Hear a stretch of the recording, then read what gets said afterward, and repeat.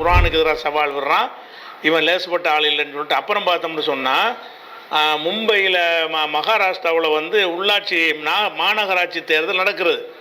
அந்த மாநகராட்சி தேர்தலில் போய் அங்கே உள்ள தமிழ் மக்கள்கிட்ட பிஜேபியுடைய வேட்பாளர்களுக்கு ஆதரவாக பிரச்சாரம் பண்ண போகிறான்.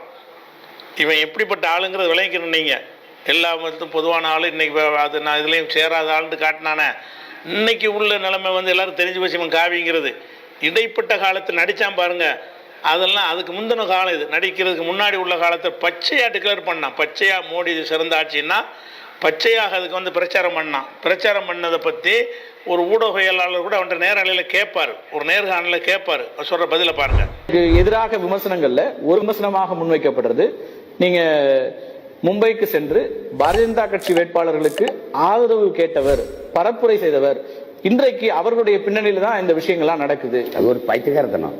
பாரதிய ஜனதா கட்சி வேட்பாளர் அப்படின்னு சொல்லுவார். தமிழ்ச்செல்வன் நம்ம சகோதரர் புதுக்கோட்டைக்காரர்.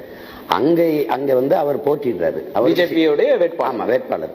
அவர் ஒரு ஈழ விடுதலை ஆதரவாளர். அங்கே இருக்கிற மக்களுக்கு ஒரு பாதுகாப்பாளர்.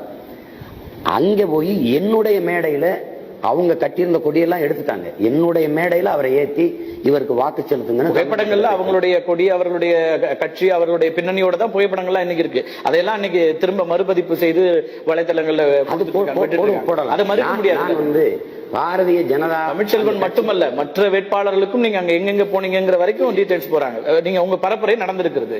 தமிழ்ச்செல்வனுக்கு வாக்கு கேட்டது உண்மை.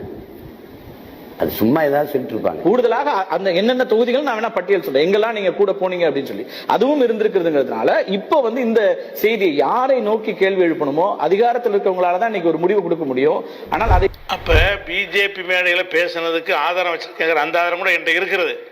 அதுக்கு மறுப்பு சொல்ல முடியல. அவனால மேடையில் இருந்தீங்க, உங்கள் கொடிக்கட்டெலாம் இல்லை, பிஜேபி மேடை தான். அந்த தமிழ் செல்வன் அல்லாத வேறு பிஜேபி வேட்பாளர்களுக்கும் தமிழ் ஏரியாவில் போய் ஓட்டு போடுங்க நீங்கள் பேசியிருக்கிறிய. தமிழர்களை பிஜேபிக்கு ஓட்டு போட வைக்கணும்னு பேசுகிறவனாக இருந்தால் அவன் யாராக இருப்பான்? உள்ளமெல்லாம் காவி விதைக்கப்பட்டு ஊறி போன ஒருத்தனாகத்தான் இருப்பான் என்ற ஒரு சந்தேகம் நமக்கு வந்து கொண்டு முதல்ல சவால் விட்டானா. அதுக்கடுத்து பார்த்தோம்னு சொன்னால் இவனுடைய ஒவ்வொரு நடவடிக்கையும் பார்க்குறோம்.